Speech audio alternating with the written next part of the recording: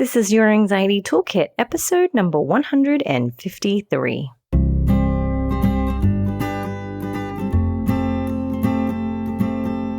Welcome to Your Anxiety Toolkit. I'm your host, Kimberly Quinlan. This podcast is fueled by three main goals. The first goal is to provide you with some extra tools to help you manage your anxiety. Second goal, to inspire you. Anxiety doesn't get to decide how you live your life. And number three, and I leave the best for last, is to provide you with one big, fat virtual hug. Because experiencing anxiety ain't easy. If that sounds good to you, let's go.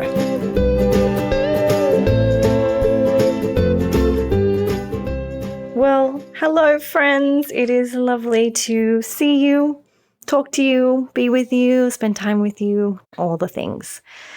I am grateful again for your time, and I am so happy to really get to be in your ear. A lot of people have been reaching out during COVID-19 and just saying how much my voice is helping, whether it actually be just my voice or the words I'm saying. I don't really, it doesn't worry me. I don't mind as long as I can be of service and bring some light to your day. Okay, so let's get to it. I know it has been a crazy time. Am I right? Yeah, really challenging times. One quick note before we get started. It is totally okay if you're having a hard time, right? Nobody's doing well, right? So this is not the content of today's episode, but I just want to tell you this. I'm kind of going off the cuff, but nobody's doing great. Nobody. No one is excluded from this. There is no human that hasn't been impacted by all that's going on. And so please give yourself a break. Please stop being so hard on yourself. These are really trying times. And just know that I love you and you're loved, and that, give yourself a pat on the back and remind yourself of what a great job you are doing, whether you're doing great or not, right? Okay, here we go. We're going to go straight into the I did a hard thing. This one is from Sadie. She has written this. I am going to see my friends today for a distance coffee. No part of me wants to get out of bed, let alone see a friend and be social. But I am strong and I am resilient, and I know if I make myself do it, it will help my brain. There will be lots of positive self-talk and motivation today. Wish me luck. And if I don't manage it, that's okay too. I'll show myself compassion either way. Now, Sadie, I picked yours specifically for this episode. This actually was posted a couple of weeks ago, maybe even longer, but I've chosen this specifically because Sadie is channeling what we are talking about today. Now, let's get going. I already started with the fact that it's okay if you're having a hard time. We're all having a hard time, myself included. I actually, P.S., I'm going off track again. I have officially called it a mid-COVID crisis, not a midlife crisis. It's called a mid-COVID crisis. I find myself impulsively wanting to make incredibly impulsive decisions. I find myself just, like I said, it's like I'm having a midlife crisis, but I'm calling it a mid-COVID crisis.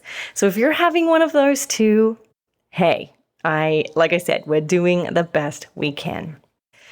This episode is going to be really helpful for you if you are having a difficult time. You may remember back, we've recently did quite a few episodes about self-compassion. If you haven't listened to them yet, go back. There are many, and I hope to put a little bit of self-compassion into every single one. But the three I really want you to go back and listen to is episode number 134. Episode number 146, this is a very important one for today, and 147. 146 and 147 are the steps we took to get to where we are today at 153.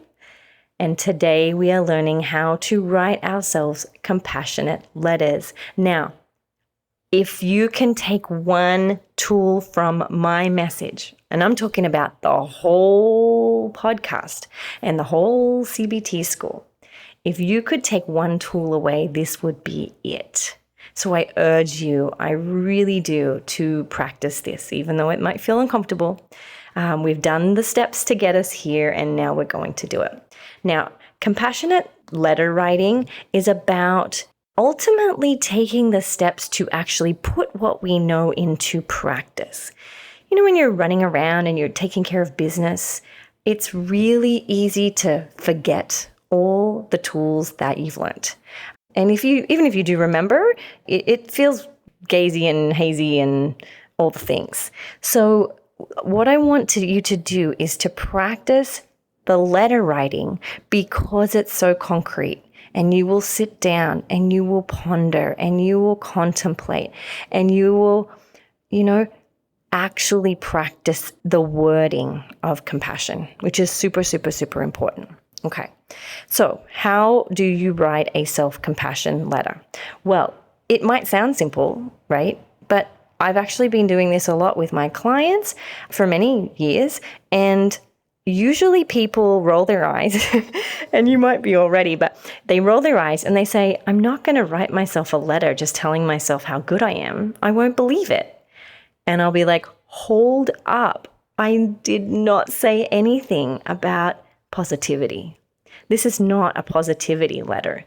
This is a self-compassion letter. This is a letter you write to yourself. These are the words you need to hear. This is the voice that you've been longing for and probably been searching for in other people without realizing it's in you the whole time. You might find that when you're sad, you run to your partner or your parent or a friend, or sometimes it's alcohol and substances. Sometimes it's compulsion. Sometimes it's to the bed. And we run to them because we want to be nurtured. We want to feel seen and heard. We want to feel held, right? And this is in you. It's always been in you. And this is where you practice. It's like mental push-ups. You practice it so you get stronger at it, right? Okay. So here's how you're going to do it. There are actually some steps that I'm going to take you through. So again, number one, it's not a positivity letter. It's a letter of kindness and warmth and compassion, right? Okay, first step. The first step to writing a self-compassion letter is to show the awareness of this struggle, to recognize what it is you are struggling with. It may be that you say, hey, I see that you're having a hard time. It might be that you say, hey, I notice you're having a panic attack. It might be you're about to go in and have a job interview. Whatever it is, just bring it to the awareness and write it down. Sometimes when we don't do this, our brain just spirals around and around because, it's got so many things to think about and so many components. And we want to break it down and we just want to say, okay, right now, this is what you're dealing with. The second step is we want to bring in some words of unconditional love. Right? Now, unconditional love isn't love that says, if you had done this, well, then you deserve to be taken care of. Or it doesn't say, you deserve a little bit of love because you're a little bit good, but if you could just be a little bit better, then I could give you a lot more compassion and love, right? It's not conditional, it's unconditional. It's there for you no matter how much you're suffering. And it doesn't matter what caused it. Even if you're the one who caused your own suffering, you still get to be loved and cared for. Right? You with me? Big concept. I probably should do a whole podcast episode on that point alone. But for the sake of now, I'm going to keep going because I did write myself one and I'm going to read it to you so you have an example. And the example will be in the show notes if you want something to copy and practice. Okay. Number 3, you're going to show empathy for the distress that you are in, right? So you've recognized that there's a struggle. You're going to give yourself some words of unconditional love, and you're going to show empathy, which is ultimately saying, hey, I see you. I see the pain you're going through. I relate to that. I've been through that. The 4th point is actually a concept given to us from Kristen Neff, who's been on the show, and Christopher Germer, who hopefully will be on the show very, very soon. We are in conversation. And this is about common humanity. So in your letter, you want to bring in the common humanity of your struggle. So let's say if you're having anxiety, you might say, everybody knows what it's like to have anxiety.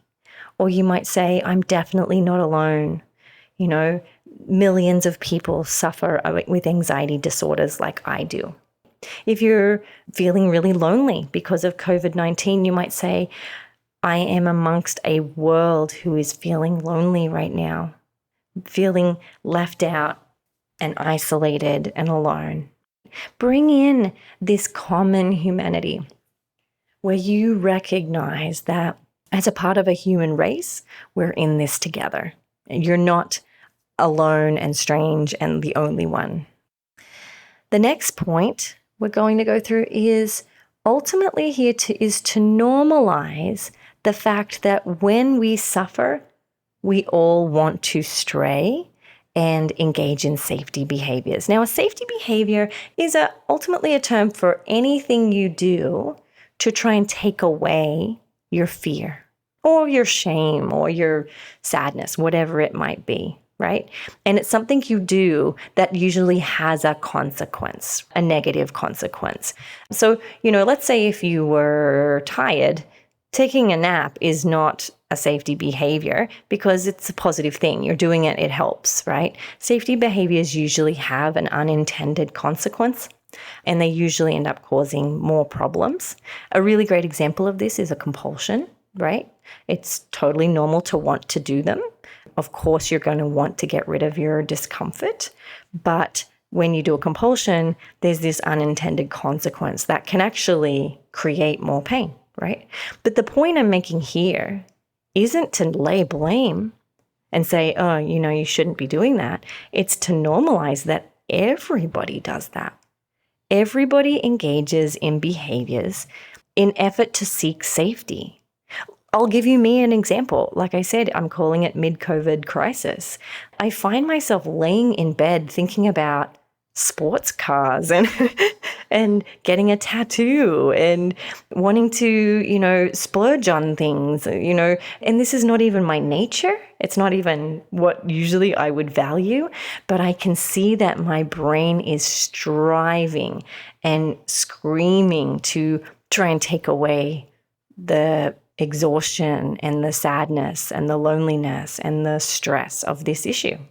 So, we all do it. We all engage in safety behaviors, and it's normal to, right? That's what keeps us alive.